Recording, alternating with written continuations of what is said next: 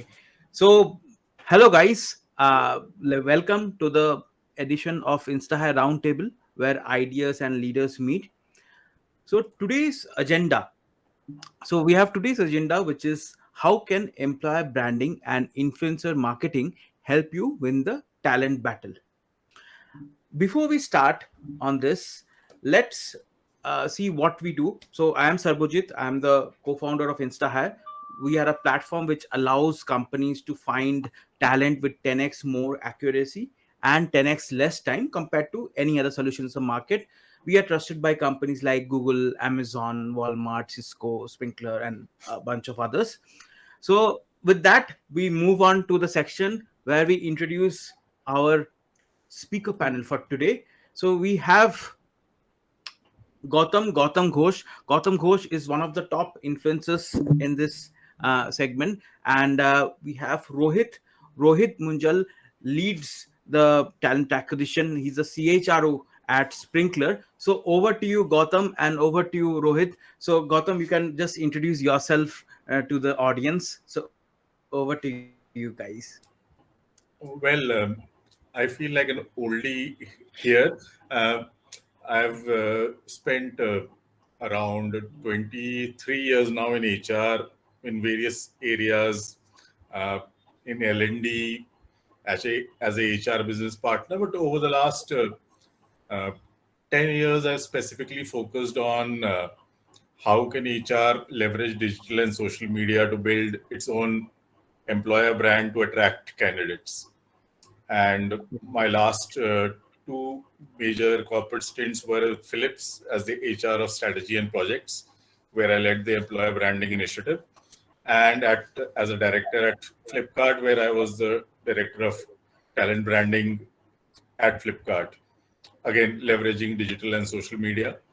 Um, I have been at the receiving end of it, employer of influencer marketing, where companies have approached me to do influencer marketing,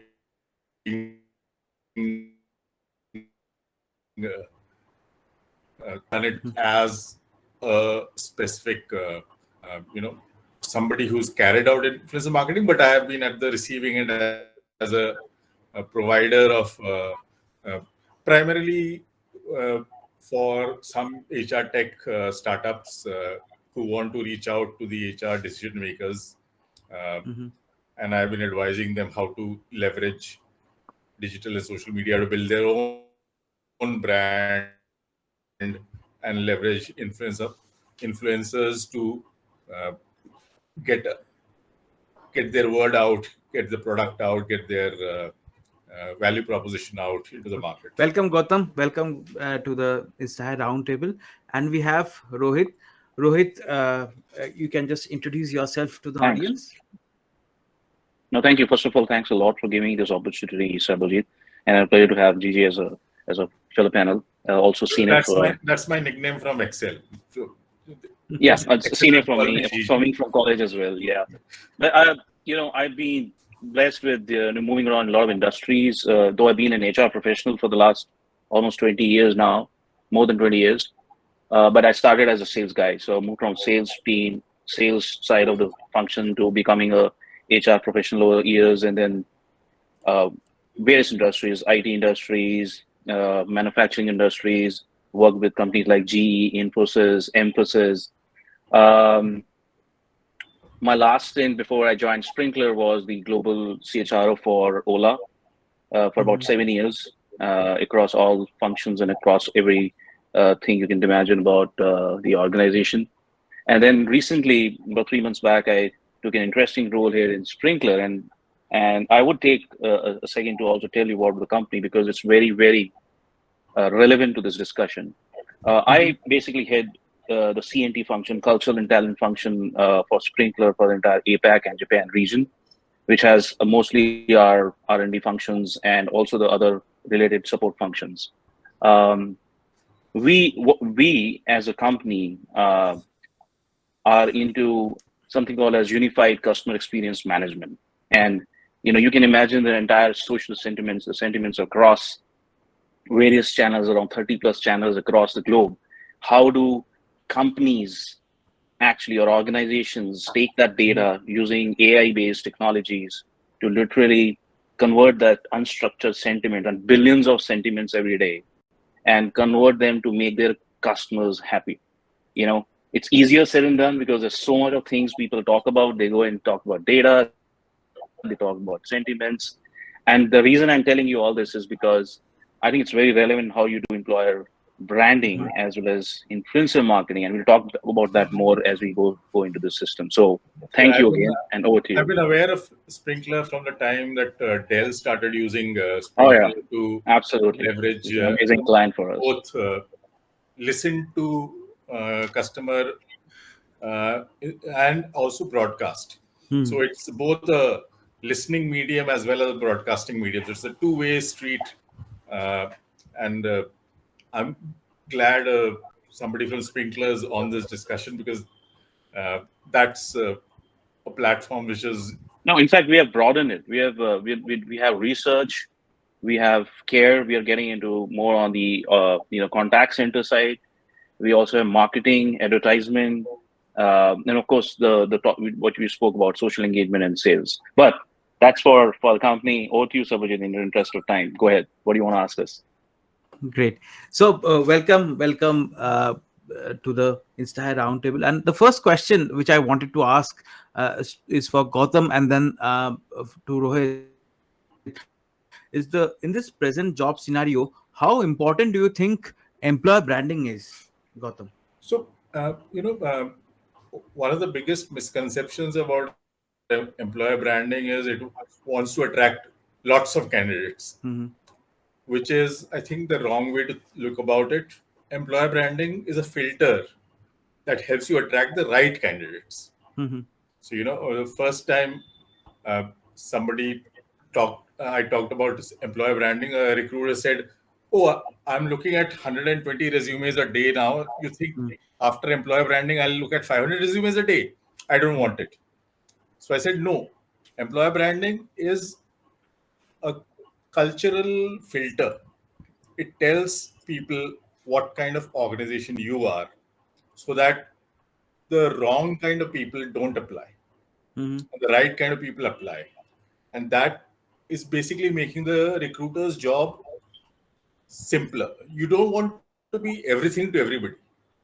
You have to own the fact that your culture is your brand, and you have to communicate that authentically to the people outside. So, uh, what you described as your EVP within the organization, you have to communicate that externally. Your employees know, and you have to leverage your employees as influencers because their reach in their networks is much more than your organization's reach into their networks. So, how do you get them to tell stories about what your culture is, what your leadership is, what your benefits are, what do they get by working with you? And unless it is authentic and people believe it, it becomes unbelievable. So it's essentially also empower this whole space around employee advocacy that which is uh, in the marketing space called influencer marketing, but in employer branding, your employees are your influencers in their networks. And how do you leverage them to tell their stories? And because uh,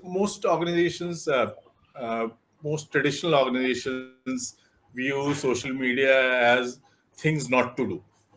They tell employees what not to speak about in digital, but you have to tell them what they can talk about you in digital and get them empowered to tell their stories. And I think that's the biggest value uh, employer branding can get by attracting the right kind of talent instead of attracting all kind of talent. Yes, great. So it's kind of a filter to like get the best talent out there and then talk to them directly, right? So that is So Abhijit Bhadri wrote a book saying don't hire the best because the best might not be good for you. Mm-hmm. And so if you're a sales driven organization and you're competitive, you don't want collaborative people.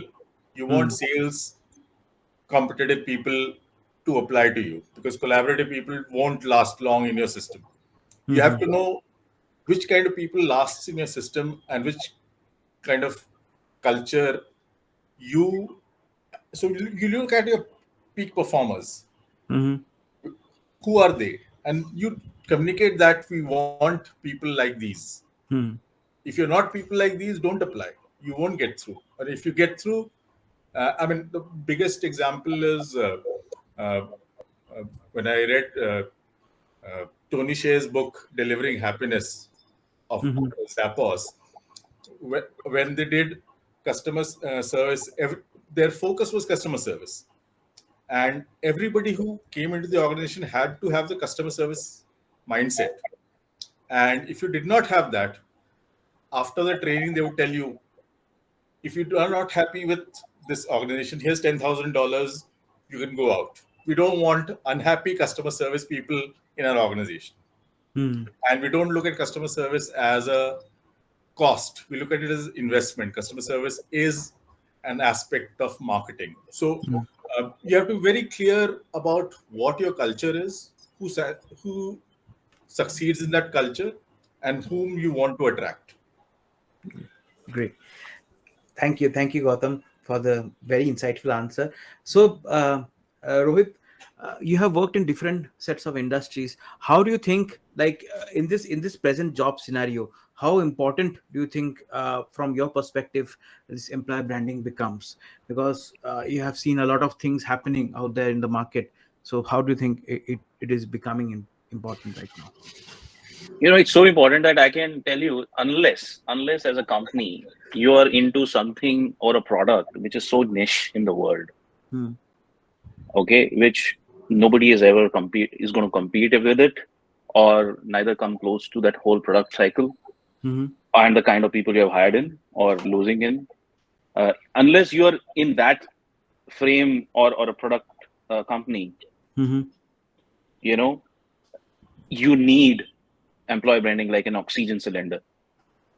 Okay. And then the answer is obvious that it's something which is so critical nowadays. If you go back, Jim Collins said, right people in the bus, wrong people off the bus, right people in the right places, Hmm. right? And I'm just taking away same thing which Gautam said.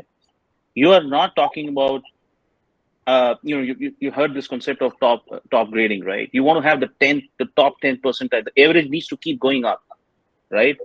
You're not here for volume. You're here for talent density. You're talking about the kind of people whom you really want to attract from the market.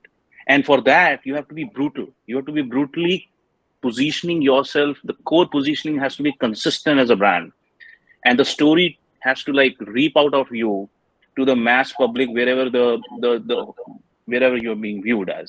So Mm-hmm.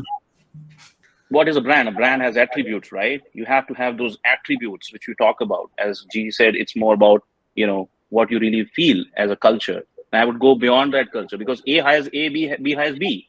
So if you're going to hire those people, will become influencers. They go in the market. They will hire those kind of. If you have a top talent in your market, who are increasing your average again every day. It doesn't matter how many people you have, but if you're branding yourself, using these channels, using multiple way to advocate yourself and really tell the people what you stand for. It could be, by the way, not necessarily very positive. And I want to say that underline. You need to be realistic. You have to tell what you stand for as a company. Not every person would like that messaging, because they can't associate with it, and they automatically will fall out of the place.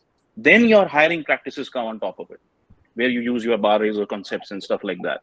Mm-hmm. So for me, employer branding is like a oxygen cylinder, which I think every single company needs to have today, whether it be in this much volume, or whether it be with a large strategy in place where you're really having a leap of faith and having a excellent growth strategy in place. On a growth look, we have to go leaps and bounds like X to 10x, and that could be a very different way of employee branding.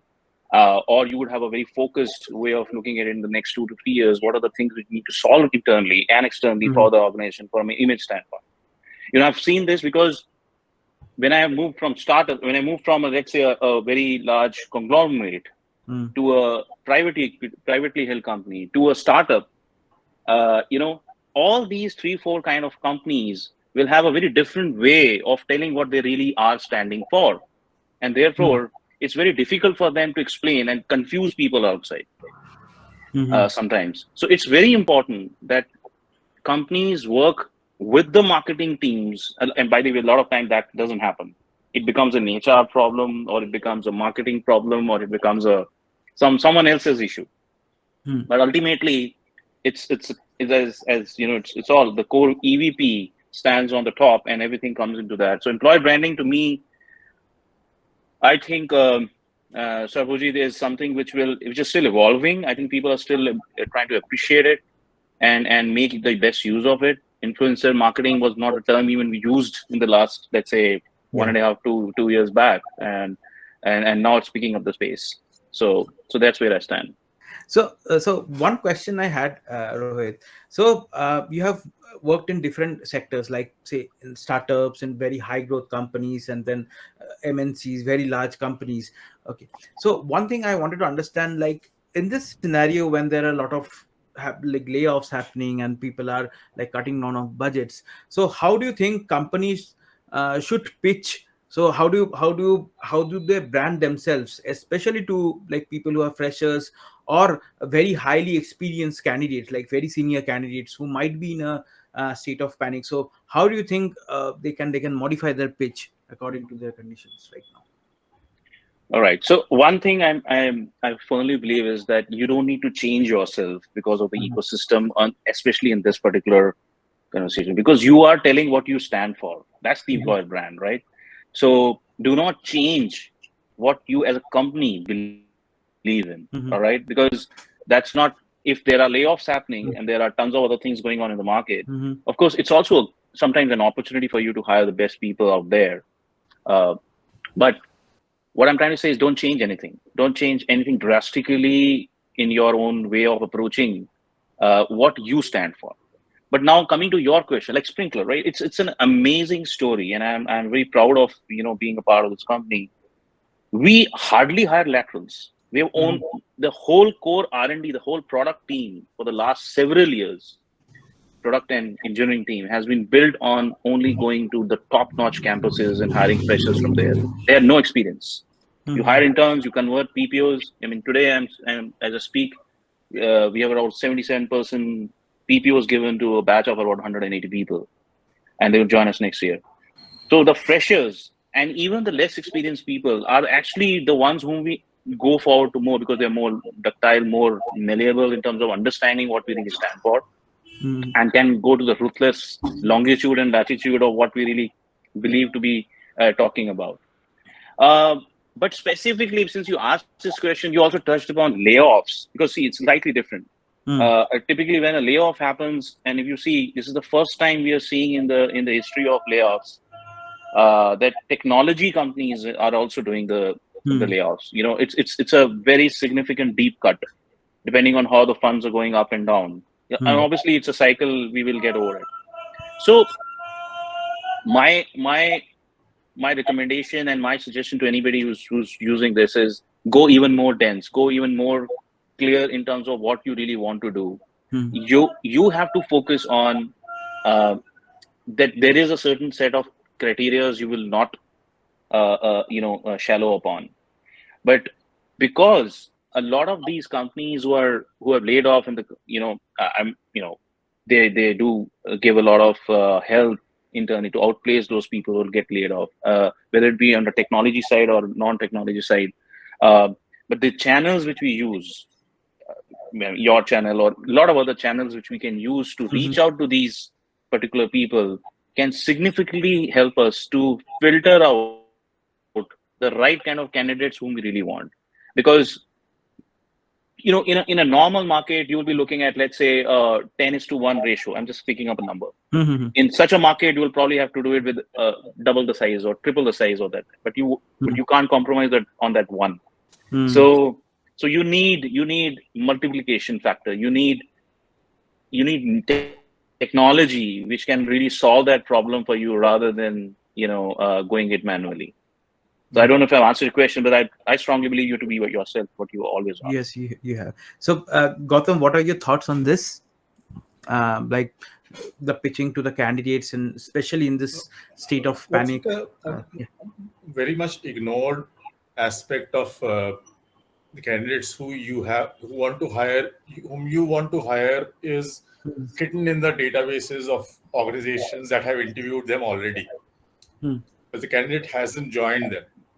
Hmm. And can you reach out back to them for whatever reason you did not hire them earlier? So, and for that, the candidate experience has to be great.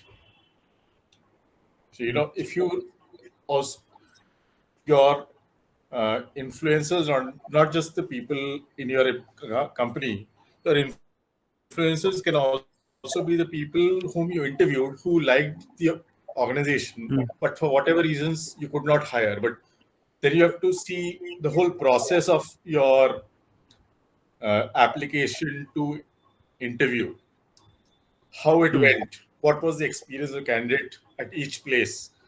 And then you say, uh, at each level, we want to retain a candidate as a prospective marketer would do as a customer.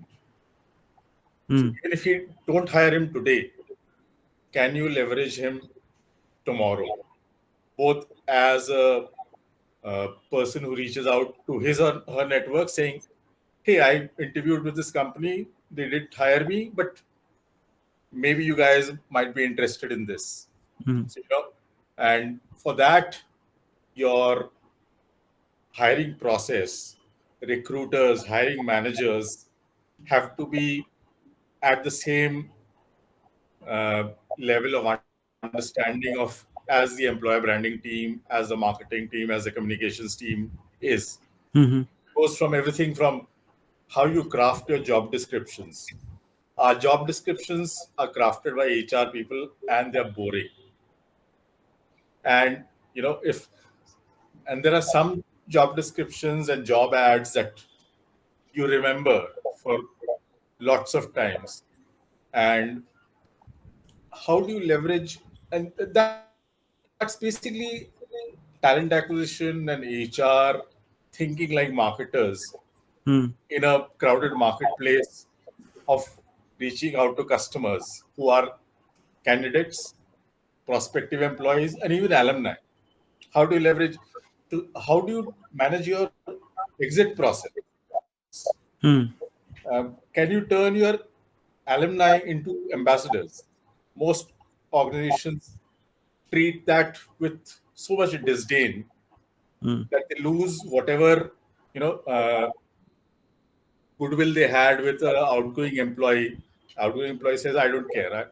But but there are organizations, professional services organizations, that understand the power of alumni connect, and an alumni says, "Go into this place, you'll learn so much, you'll develop so much, you'll grow so much that you won't regret it." So the power of employer branding is, what is the brand in a in a marketing place? It's two products that are essentially similar, but you pay more because you have more faith in it. Hmm. And an employer brand, in my understanding, is you join them at a lower price point, at a lower pay, because you trust there is something great in it. And one great example in the last couple of weeks that we saw is Indigo people taking leave off to join Air India. Hmm. They would not have done, just because the Tatas have now owned Air India. Very good. The Tatas and the brand of the Tatas as an employer comes to the fore. And suddenly Indigo people, who were like the stars of the airline industry, are taking mass sick leaves because there's a Tata interview uh, uh, thing going on. So that is the power of an employer brand, where you say, I don't care about the salary. So it's essentially employer brand kind of uh, de uh, mystifies the, because it's a black box. When you apply to an organization, you Hmm. probably don't know what you're getting into. You just interact with the hiring manager, the recruiter, a second hiring manager, depending on the number of rounds that are taking place, and you form your impression from them. Hmm. But if there's a consistent messaging of the organization, leveraging employees, alumni, and previous candidates as ambassadors and advocates, then a person believes the story much more rather than just what the organization is putting out.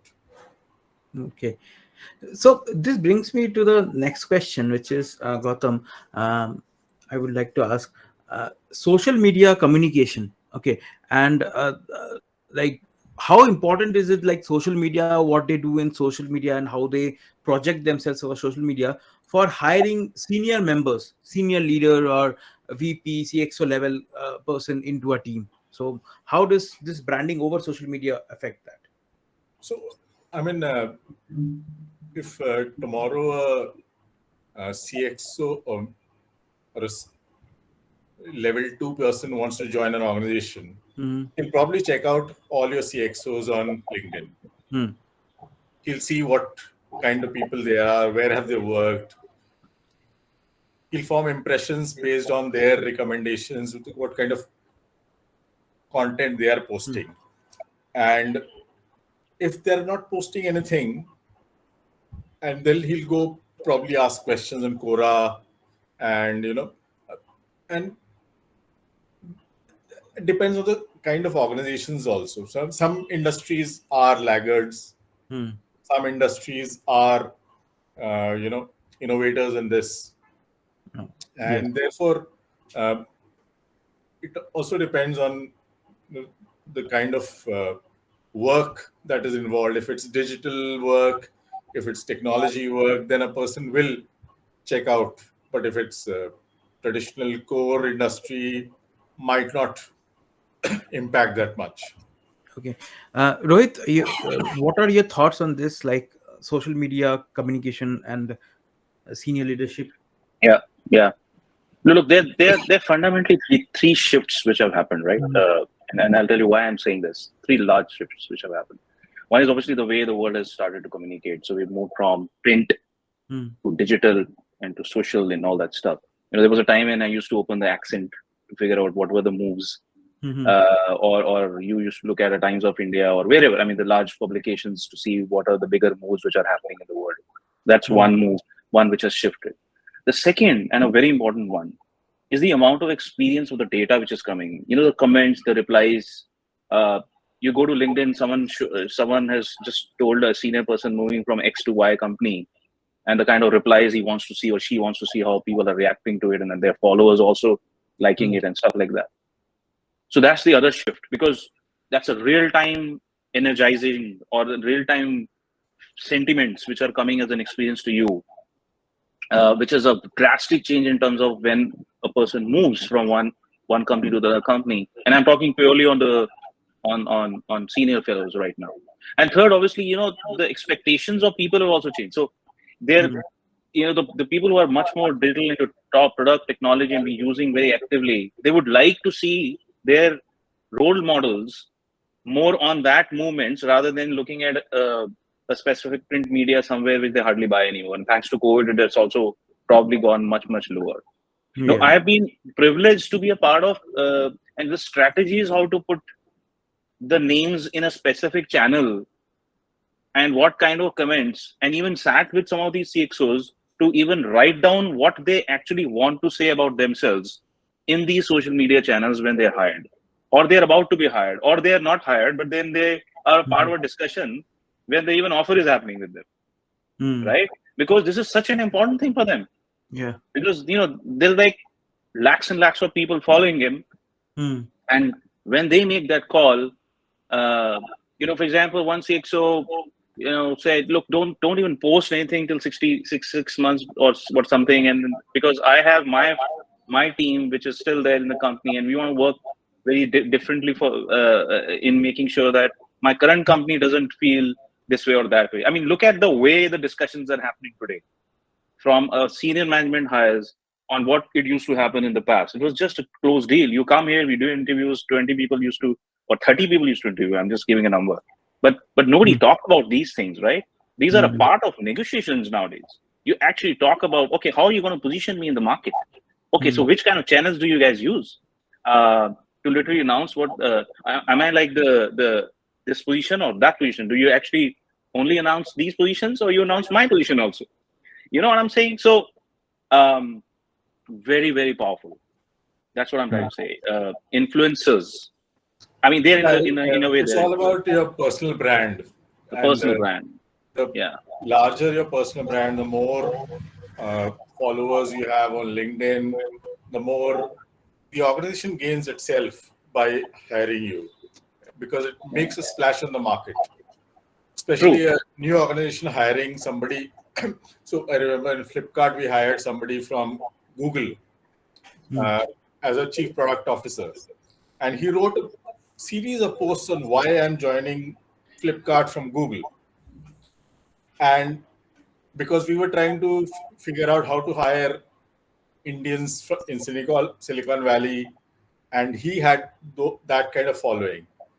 And then we realized that our recruiters' jobs became much simpler because his followers were all Silicon Valley people.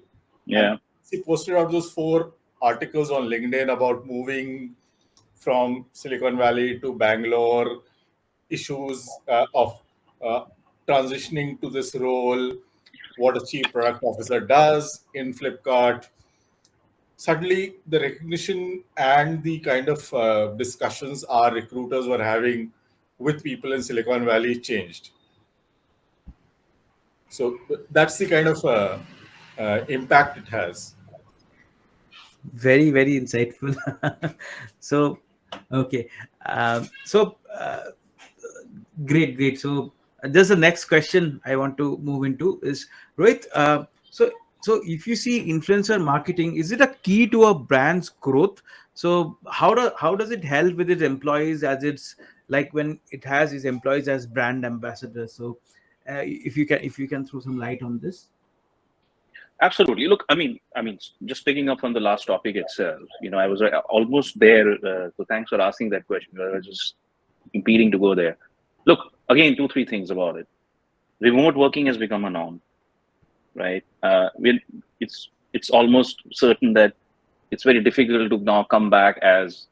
And the reason I'm again saying this is because you can be in India and earn the dollar salary which you wanted if you have the skills anywhere in the globe today, right? Because if you're good, any company globally will hire you irrespective of which location you are in. And therefore, it becomes so important for you from an influencer marketing standpoint that company, I'm talking about, let's say, an X company sitting in XYZ location in the world, which has got nothing to do with where this person is sitting, to use that channel to attract this talent to themselves. And that can be through the employees whom they are connected with. Crypto industry, for example, is an excellent example of decent, the Web 3.0. The whole concept about the Web 3.0 is about how the decentralization happens. There are no organizations like that. But they will use their own influencers, which are their so-called employees or people who work on their platforms, to literally bring more and more people from anywhere in the world to work with them, right? That's one. The second is hiring is no longer I don't think anybody says that hiring is anymore just an HR function.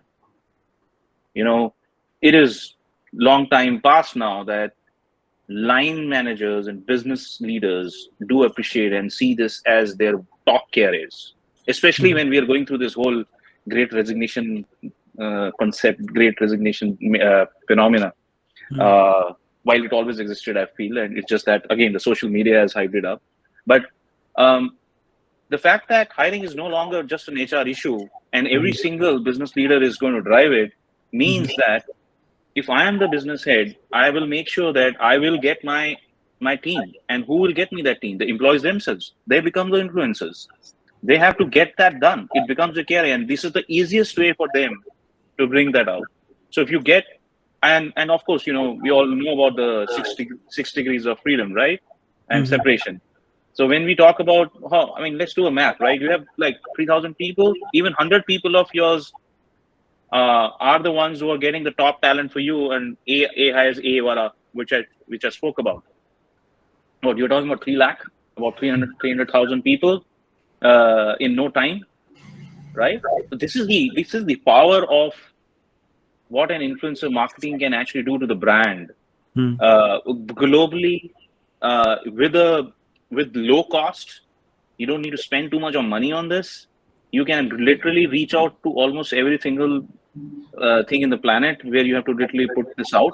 So I feel that very passionately about using influencers, employees as influencers to help support, including the ones who leave, and that's a dicey subject, right? The ones who even leave the company, that's where most of the companies actually do fail a lot of times, because okay, done and dusted, not our job. We'll probably at the max open an alumni portal where they can look at their PF and all that stuff. But it doesn't work like that, because the rule still applies when they are in the company, before the company, or outside the company. It's just that because the world is so shrinked, you're still not gone out of the company. You're still talking about it. You're still going and putting some comments, or you're still on your Twitters or the world or Instas of the world, where you're literally saying yes and good, or to that work. So that's what I would say. Degrees of freedom, remote working, hybrid work style. You know, HR not just the custodian of hiring. It's also it's more the hiring now. The line managers. All this is pushed, to summarize, to push the influencer marketing to the core, to the brink right now, to make sure that we use it much more effectively in all our hiring practices and processes. I think Great. consulting companies do Yeah. it very well. Purely, Sorry. um, um, I totally agree with Rohit, and I think consulting companies have been doing this for a long time I because agree. they purely Yeah. rely on talent and the knowledge of the talent. Hmm. And so, therefore, a partner in a consulting company doesn't leave hiring to his hiring team. He hires himself because he knows the person he's hiring tomorrow will impact his productivity and his profit. And uh, there, every person is a recruiter. Recruiting is not a job in HR. And I have heard the same thing about even CEOs like Bill Gates. Bill Gates was always having the hat of a recruiter. If he would see a great talent, even if he had no use for it right now, he would figure out a way to leverage a great talent. So it's not hiring a person for a role, it's hiring great talent and figuring out a role where you can use that person for. And therefore, it's about having a talent first mindset and not a job first mindset. And again, consulting companies have leveraged alumni for not just hiring, but also business. If you do a great exit strategy for your employees today, they will bring you business if they go to the other side of the aisle, especially if you're an agency or a consulting organization. So those people have figured it out. It's for the rest of the organizations to figure out how they can benefit from putting talent first rather than jobs or uh, cost and all these things Great. first. So when like employees become influencers, it also benefits the company and the new team members who are joining in. So what are your thoughts, Gautam, on that? Like you have been like a proponent of influencer marketing and you have done it. So what are your thoughts on this? Yeah, I think uh, so. For example, uh, when a company is changing from a what is perceived. So in Philips, we face that. Philips Hmm. was seen as a lighting and B2C company. Whereas in reality, we were becoming a B2B company, competing with then Rohit's employer, then which was GE Healthcare, and uh, we were looking at hiring people who are interested in B2B kind of organizations, and then we leveraged uh, social media contests to communicate that to our target audience, which were B school students. So, kind of saying, this is what Philips is, and tell us why you would be interested in a role like this. And so there was, I mean, two detailed contest to talk about right now, but I've written a blog post about it. Uh, and my boss and I co-wrote a blog post about it and figured out a way to communicate that about the change in our strategy from moving to a primarily what was considered to be a B2C business to which was now a 70% B2B business, and therefore community. So when you're changing the total strategy for an employee for an organization, and you're not hiring the kind of employees you used to hire before, then influencer marketing becomes critical to communicate that to the larger audience out there. Yes, yes. So, Rohit, your thoughts on this? Like, how do the employees which are just working in your company and becoming influencers help new team members also without interacting with them? They become aware of the company. What are the initiatives you have been taking, and how does it help? And how do you think it will grow as we go? Look, I mean, I'm not going to talk about some of the very interesting channels, which anyway a lot of companies are inventing, whether it be buddy programs, mentorship, Mm-hmm. uh, or even boot camps, where a lot of the employees who are a part of, let's say, they could be role models, they could be also above average employees who are actually doing a lot of good stuff in the company, Mm-hmm. who are using their own experiences to talk about. I mean, we, for example, in our company, we have something called a splash, which is for every single person who joins the company, goes through a 7-day program on Splash, and it is done by the best guys, not just the leaders, but the best experiences of people to be shared by them. Now, Mm-hmm. it's nothing innovative, which I'm talking here, and a lot of companies do that. But what I'm trying to tell you here is, look, we stand for advocacy. We're a company which is into AI. We are a company which actually is about sentiments analysis. So when new people join us, whether it be from campus or whether it's from, let's say, laterals across the globe, the existing folks anyway, by the time they have jumped into the ship, give them a great sneak peek using all these tools and methodologies I'm talking about what the organization stands for. Okay, so we have something called as a Sprinklr way, right, of living, and we really cohabit it with every single person who comes on board. Now, again, that's theoretical, that's also practical, but what happens with these people is, the ones who are in the company, is that they contextualize it. See, you can write hundreds of value statements, mission statements, and stuff like that. Unless you have someone who's sitting next to you who's contextualizing it, why is that statement given to you? And what was the story behind it? You are not going to appreciate it, isn't it? So a lot of these people who are in the existing, who are influencers or employees who have actually made the company's culture much more positive and very attractive, are the ones who talk about the context, the stories, the various stories about why these things are there to the new joinees. And again, it becomes a chain reaction, thanks to a lot of other tools and methodologies which we use, which are already there, whether it be our learning platforms, the UXPs, the LXPs, whether it be the intranets of the world. So we use all those kind of mechanisms. The only thing is, last point on that is, you can do all this, Sarbojit, uh, but you got to have that coffee in person, right? That is something which we all as a community need to still think how we can still make that happen, because the remote and the hybrid work culture has taken us apart on from that. It's a phenomena which is helping us to know much more in a very different way, and we all are energized about it. But it's also taking away certain very personified things from each other. I don't have an answer for that right now. I think only time will tell how we'll come out of this pandemic literally and see other things coming down again together.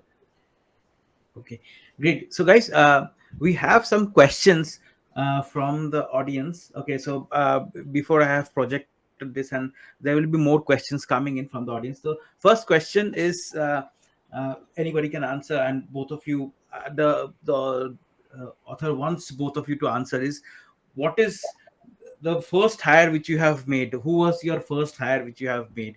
So, Gautam and Rohit, anybody, you can like start off. And if you do remember the first time, if you made. I'm too old to remember it, so I'll pass it on to Rohit. No, I think I believe that my first hire has to be someone who is in my team. Mm-hmm. Okay, because I also have always been having an additional responsibility of the talent acquisition, right?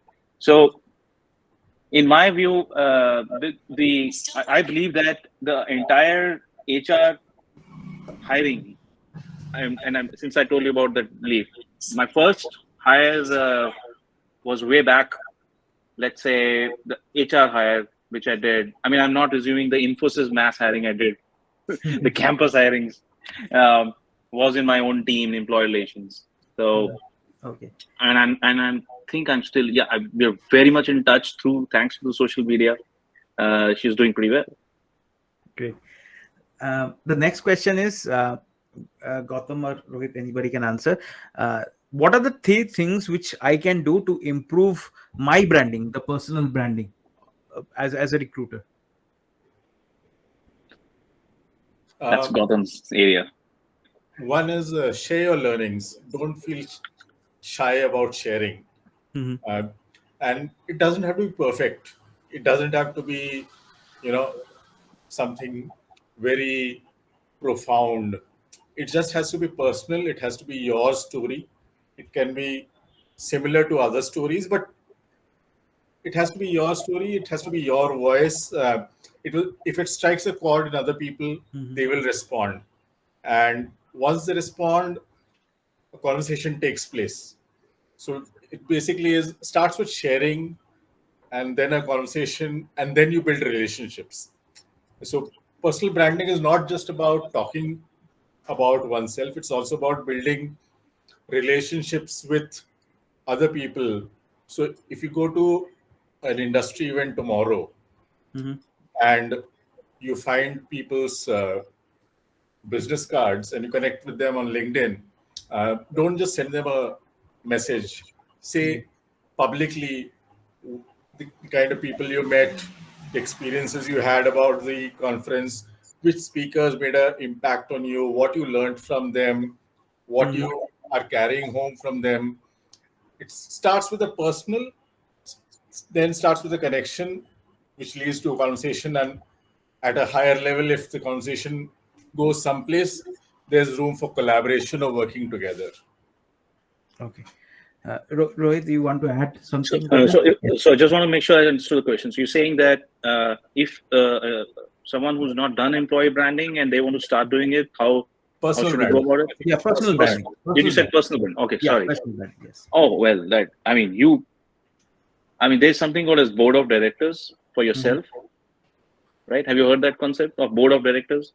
Yes. So if I'm right, I have my sponsors, my mentees, my network, my boss, XYZ, my family, they're all my board of directors, right?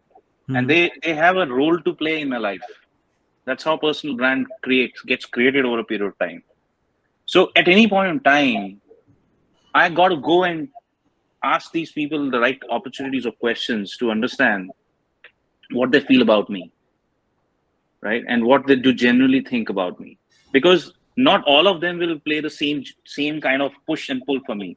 For example, my wife would have a very different role to play in this, or my daughter would have a very different role to play.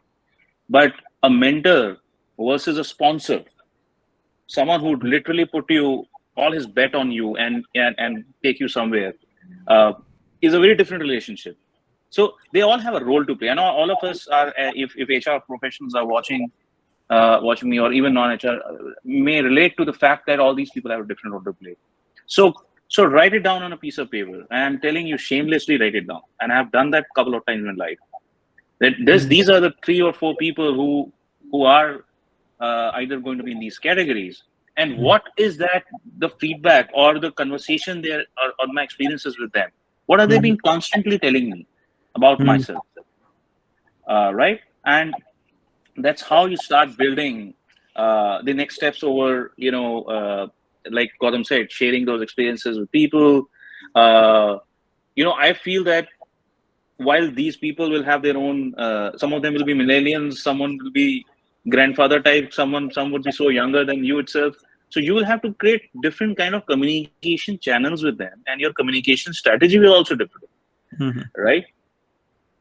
So, for example, if you have a peer network, then I think it will be a great idea to have social media. But I'm not sure if one of your mentors is probably around 60, 70 years old, and who's actually giving you a lot of wisdom in what you're doing, or a sponsor who's probably crossed that stage, would appreciate the way you're dealing with him in this way. So, to just summarize, different people, different strategies, who are going to be influencing your own personal brand, and keep doing that over a period of time. Keep revisiting that because the world is evolving. Okay.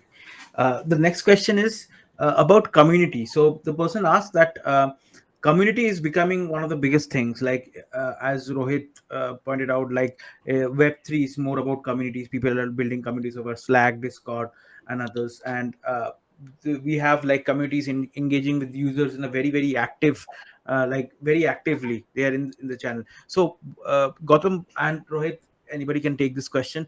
What is the power of community, and how can my company build a community?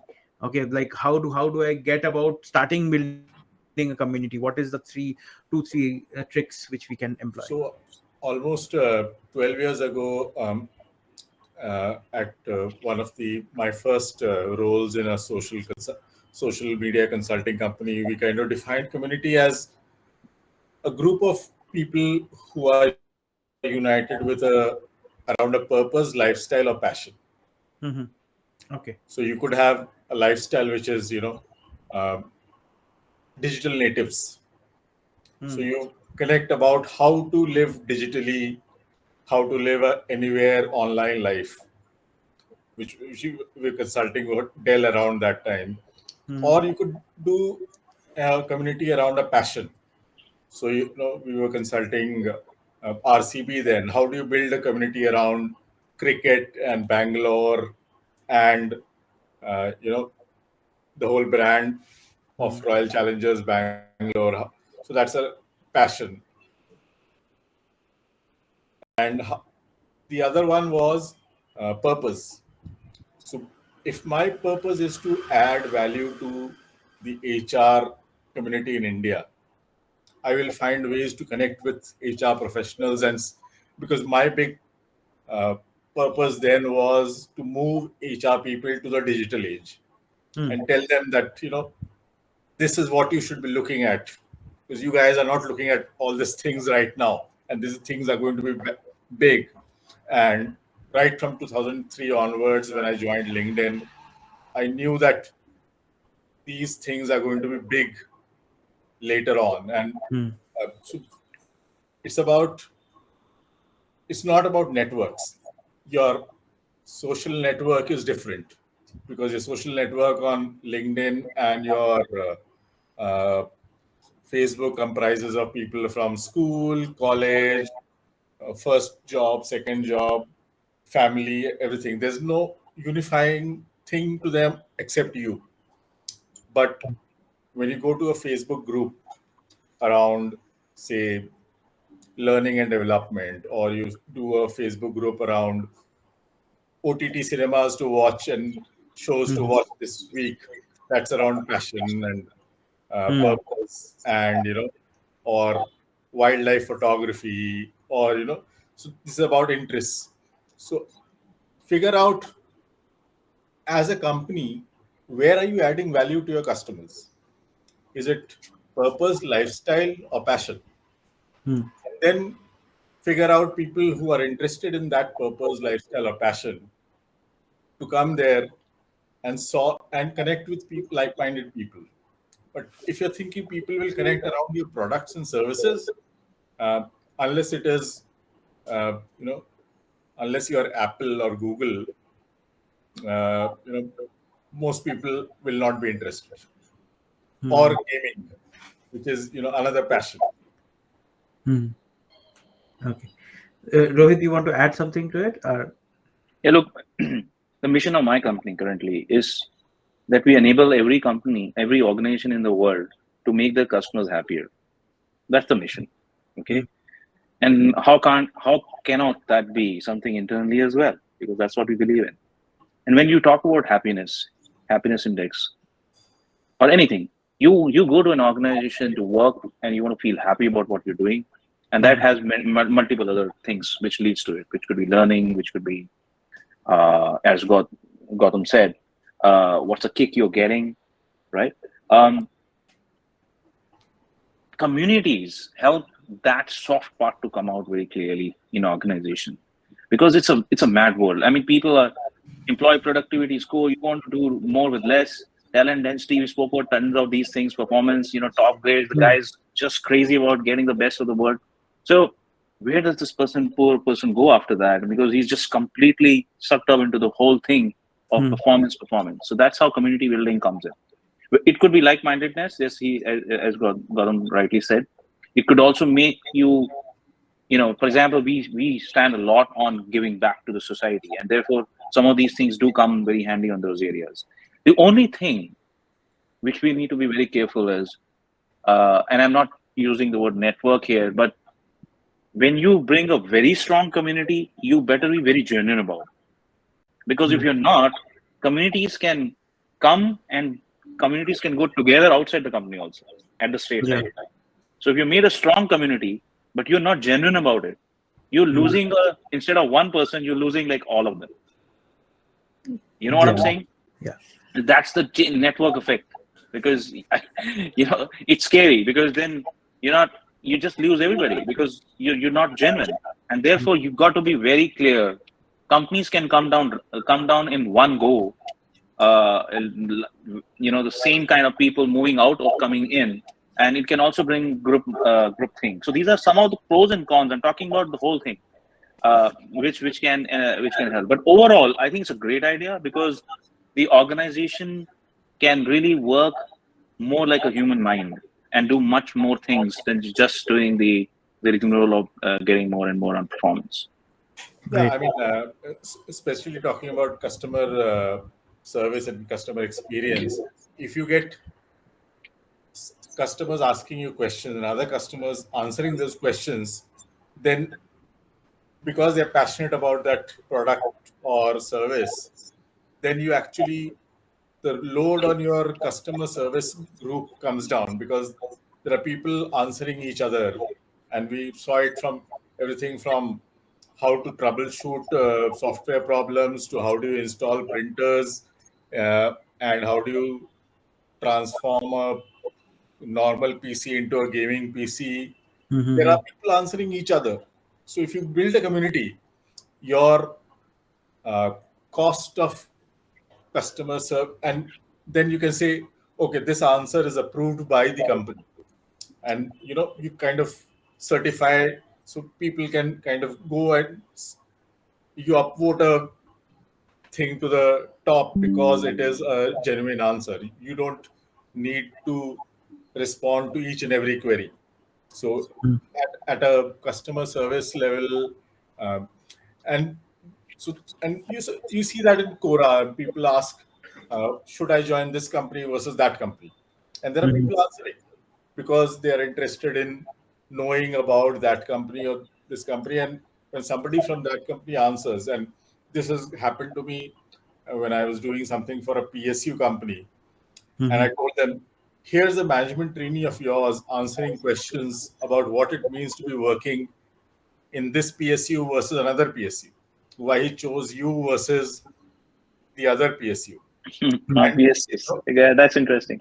and there were 7 points this guy made about this is what my future goal is, this is what this company offers me versus this other three companies in the same sector. I'm basically the oil and gas sector and oil marketing companies. And therefore, I choose to join this company versus the other three companies that I had an offer with.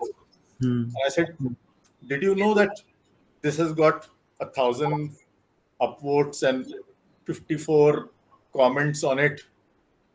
And if somebody on Google searches X company versus YZ ABC company, this is the first result he sees. It's not your, you know, uh, career site that he sees. It's not your LinkedIn company page he sees. He said he sees this answer. Great. So Anusha is one of our user who has asked one very like important question. She has told that you guys have worked with the senior leadership, the topmost CXOs, and during onboarding of leadership, it's a very important decision, right? It's like it's a make or break kind of a decision. So, what are the red flags which you have seen can generally affect the employer brand when they do a like a bad hire or kind of leadership hire did not work out? So what are the red flags which someone who is doing this kind of leadership discussions should take care of? You're talking about pre-onboarding? I mean, at the offer stage, or is the Offer question stage, about the offer stage, offer or stage, you're yeah. talking about when the person is already there and No, offer everything is stage, done? offer stage. Oh, that's Pre-offer I stage. I Pre-offer can talk about it during the because interview process itself. Yeah, in the process itself, yes. the whole process of Yeah, identification, reaching out. yeah. So I mean, look, we can go on and on this as literally sang and danced on this so many times.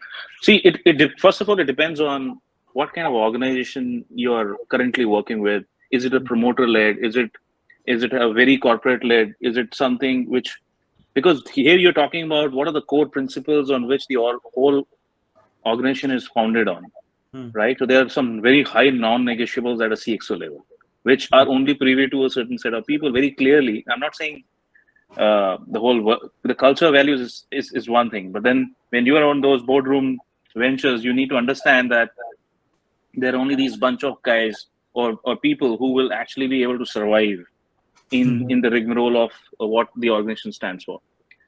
And I'm saying it in a good way because you got to be completely genuine. So there are multiple such conversations which happen, whether one could be with the hiring manager, the other could be with the peer group, the other could be with me, who's the CHRO there. A bunch of these things keep happening simultaneously. And it all depends. I mean, you sometimes have to tweak the processes also depending on the role. So if it's a very functionally deep role, then you've got to bring some people from, let's say, from the board. So can you, in the specific area, go much deeper? Because a lot of times when you do a CXO hiring, it could be the topmost position of that particular function, and therefore you may not have the ability to do those conversations. I'm giving you this context because it's not a very simple process. It can be very ad hoc and unstructured, but the debriefing has to be very structured. That's the point I'm trying to make. So let's say Gigi is doing something, I'm doing something, you're doing something, and we all bring the consistency practice of asking some of the experiential questions from them. And when they answer those questions, we bring back the ability to. So for just to give you an example, let's say we want to scale. Can this person scale the function from or the company from X to 10x? I'm just giving a thought. How growth mindset, is it a growth mindset or is it a fixed mindset? I mean, he or she may be very good in what they're doing right now in their own organization, but can they survive in this organization? So we go deeper in that, and we give them examples of how will you move from that environment to this environment, and we'll take multiple examples. Similarly, the other person will do the same thing, and then we do the debriefing, we talk about our experiences with the person, and it all comes out. Some trends will come out. Some trends will clearly come out that this person maybe not. I mean, if you have like 5 parameters, this person doesn't stand in this or that, and therefore, what kind of compromises could you still do? Because you never find everybody exactly fitting in everything. So I don't know if I answered your question, but this is the kind of thought process which goes into our mind. Mm-hmm. Plus, then obviously I'm not talking about the other things which you do, right? You do a lot of ref checks. At that level, you got to literally pick up the phone and use your HR fraternity like hell. Mm-hmm. You got to just talk about X to Y to his past organizations, to someone who's unhappy with him, someone who's good. You got to bring those like 5 or 10 tons of that information into the picture. Mm-hmm. Uh, and I've used social media a lot to do that. I may not know the CHRO, but I'll just pick up the phone and say, I am from here because I got your number from the X or the Y, and I want to talk to you. And that's how you literally build those connections, and then you come to a decision. Red flags are that way coming out, and yeah, that's where it is pretty much. Right. And Gautam, you want to contribute to No, it? I think Rohit contributed. Right, contribute. Okay. So with that, we come to an end to this discussion. And thank you guys for joining in. It was great talking to you. And it was very insightful. We learned a lot, and we will share it to all the community members which we have with all your learnings, and it will be there with all of them live. Thank you for joining us. My Thank pleasure. you, Thank you so Gautam. much. Thank you, Sarbojit. Pleasure Thank to you. have you guys. Thank you, Rohit. Thank you, Gautam. Take care. Bye. Bye. Bye.